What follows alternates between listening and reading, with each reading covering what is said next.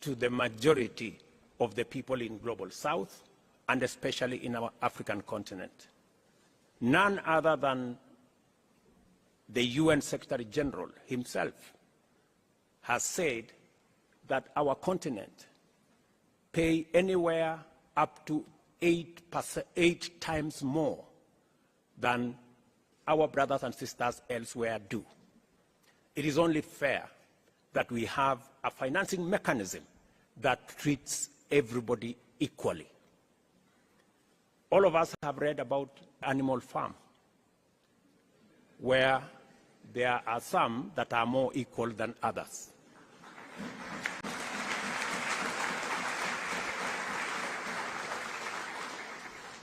Our position is that we don't live in the animal farm, that we treat each other, and all of us are treated by a financial system equally. And all we are asking, we are not asking for one financial system that favors us. No. We are asking for a financial system that is fair for everybody.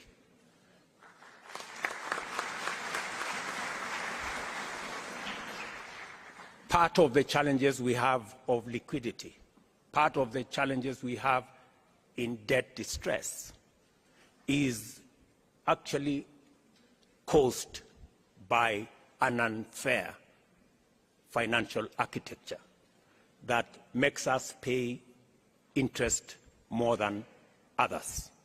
Today, we have a debt stock of $640 billion as Africans, paying close to $70 billion every year. If we had a fair financial architecture that treats everybody fairly and that does not profile Africa as risky, we would be paying less than half what we are paying today in debt repayments. So we are simply asking that we have a conversation, a candid conversation, on having a fairer financial system, and that is why the reform of the multilateral development banks is an urgent necessity. And secondly, that we were left behind in the fossil fuel energy industrial development. God, in his own wisdom, has put Africa at the center. We have climate change as an existential crisis to humanity. But also, we have green energy, which we have renewable energy, which we have in plenty, as a development imperative to be able to go into the future. That puts us at the center of the solution of the crisis of climate change. And that is a conversation we want to come and have in Nairobi, because Africa, apart from having the greatest stock of renewable energy, we have other assets, minerals, that we have the largest reserves globally that can be used for green energy development. We have the largest reserves of uncultivated arable land that can drive, according to Adesina, my brother, we can increase grain in our globally by up to 100%, maybe even 200%. We have the youngest population, the youngest global workforce in our continent. Ladies and gentlemen, we have what it takes to provide a solution for both decarbonization, taking the world into green industrialization, and also ensuring that we decarbonize everywhere globally. So those are the two things that we must focus our attention and be able to position our continent appropriately. And that's why I said earlier, we need a fit-for-purpose organization, and we need to fund the organization ourselves. You all know it is said, he who pays the piper calls the tune.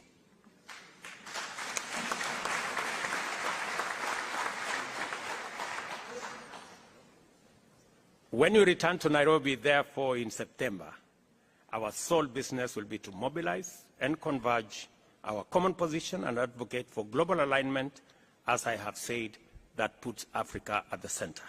I take this opportunity to once more appreciate the indispensable contribution made by the AU Commission and the leadership of its chair to all arrangements and the tremendous logistical undertaking required to prepare a successful summit. It is because of this partnership with the Commission that we have made progress in laying ground for an event that will give our continent a platform from which to launch its agenda into the global discourse. I am confident that the summit will be successful in achieving all its objectives. I wish all of us wonderful deliberations as we receive the various reports. Enjoy your time in Kenya, and God bless you. Thank you very much.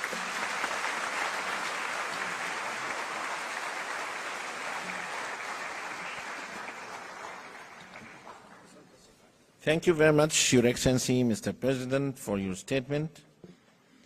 And now it's my distinct honor and pleasure to invite His Excellency, Mr. Ghazali Uthmani, President of the Union of Comoros and Chairperson of the African Union, to deliver his statement.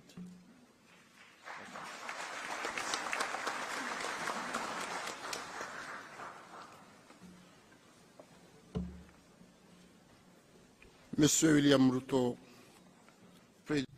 Excellency Dr. William RUTO, President of the Republic of Kenya, my dear colleagues, heads of state and of government, Excellency Chairperson of the African Union, Musa Faki Mohammed, Deputy Secretary General of the United Nations, Amina Mohammed, Excellencies Ministers, Excellencies, the Chief Executives of Regional Economic Mechanisms and Regional Economic Communities and Regional Mechanisms, Excellencies, Honorable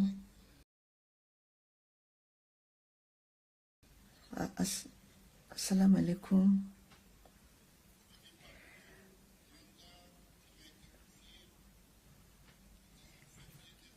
The halfway through the mandate entrusted to me on October 18th in Addis Ababa, we are gathered here today in this beautiful capital of Nairobi for the 5th Media Annual Coordination Meeting of the African Union. I would like to first begin by expressing my sincere thanks to our brother, William RUTO, who I call my brother in my language, and his government, and as well as the peoples of Kenya, for the very warm welcome extended to us, and to express to him on your behalf and on my own our deep gratitude.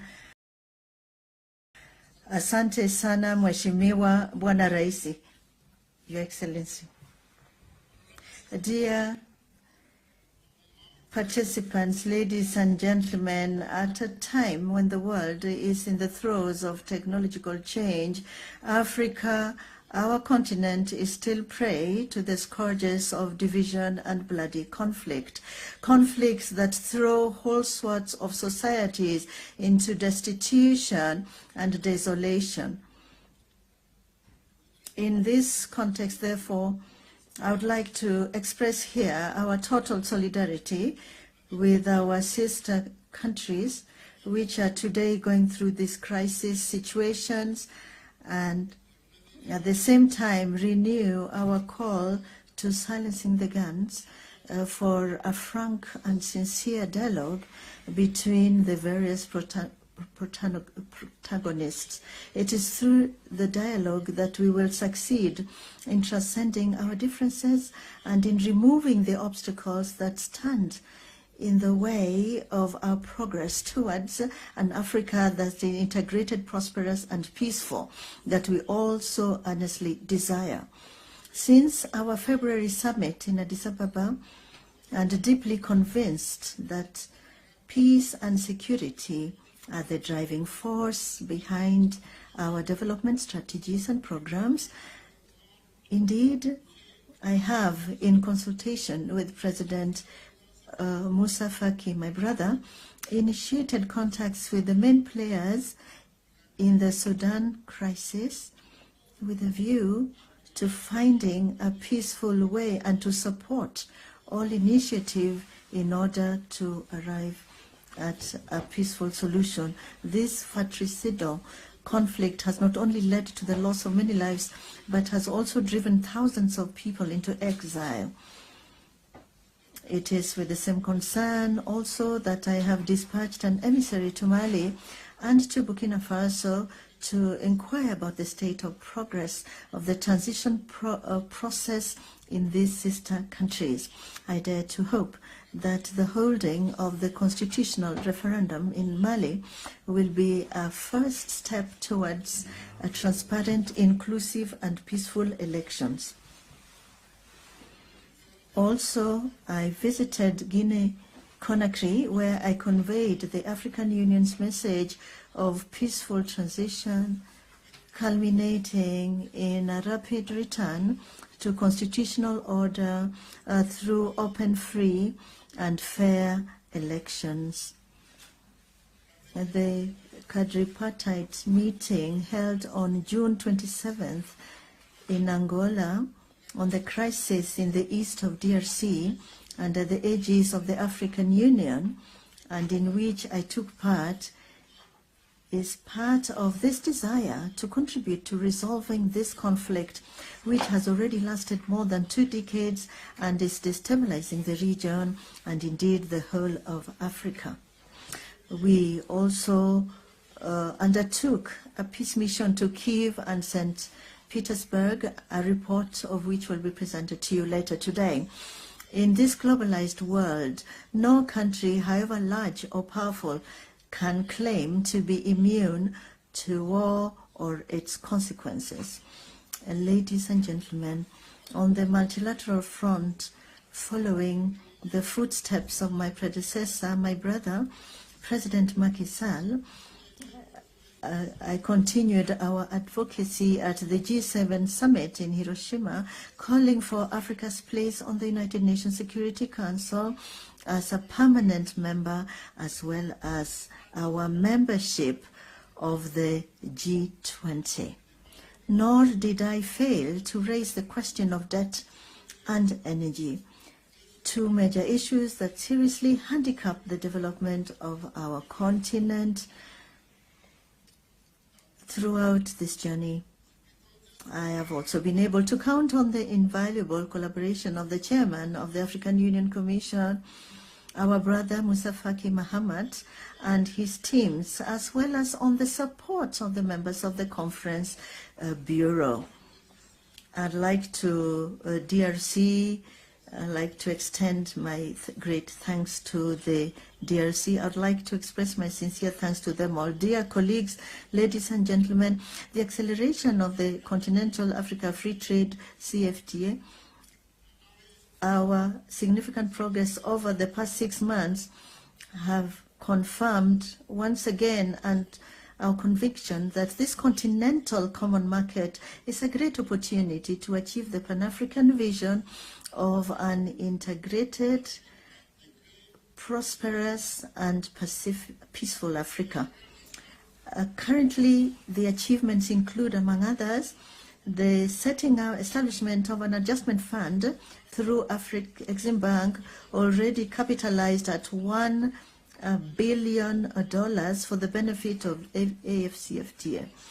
The member states, the establishment of a guided trade initiative in October 2022, which has enabled the AFCFTA to adhere to this initiative.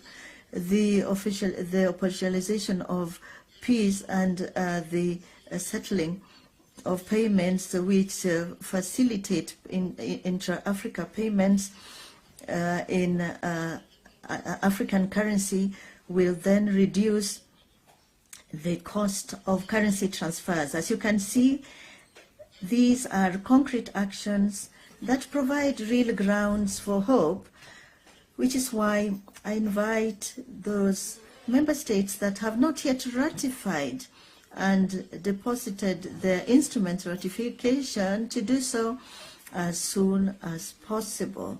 The achievement of our objectives are set out in Agenda 2063. This depends on that.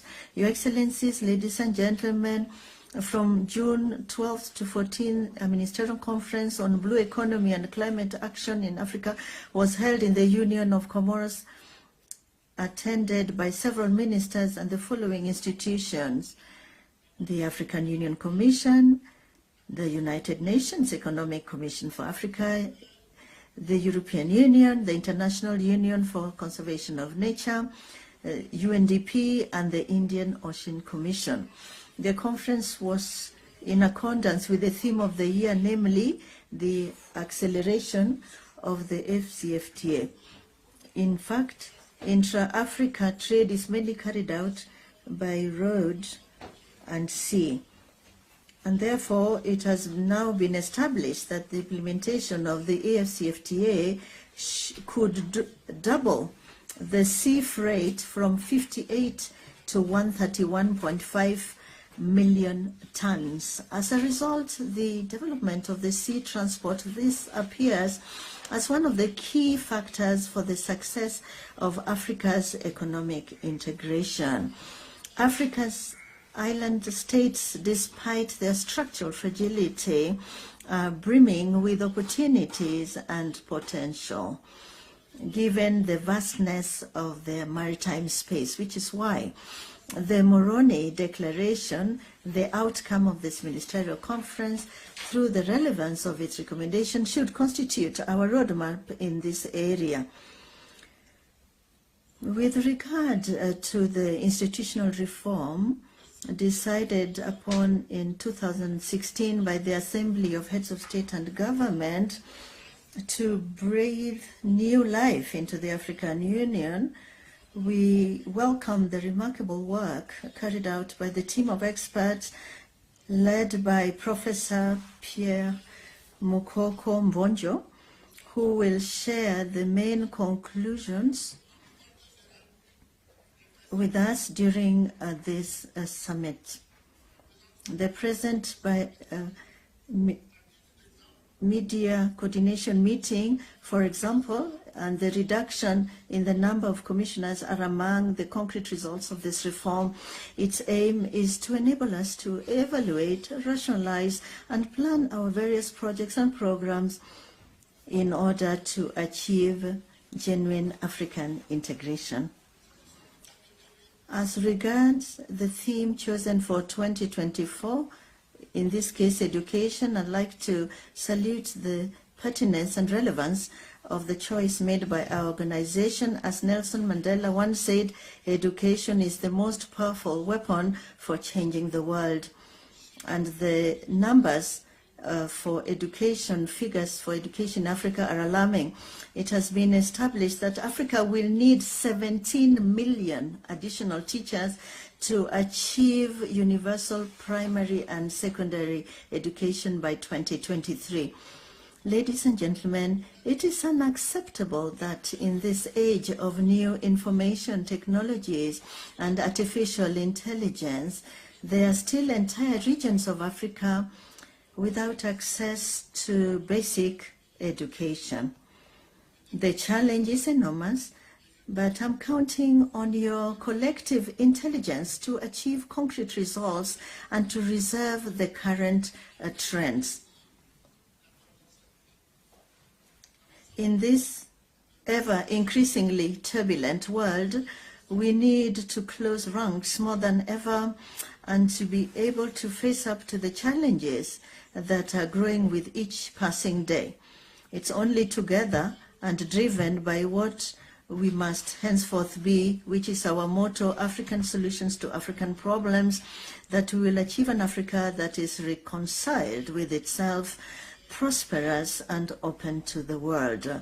Strongly motivated by these principles, I remain confident that Africa and our Pan-African organization will be able to meet the challenges of our upcoming agendas, notably the Russia-Africa Summit, the Nairobi Summit on Climate Change, the G20 in India, and the COP28 in the United Arab Emirates. It's on this hopeful note that I declare open the 5th Media Coordination Meeting of our organization. I thank you.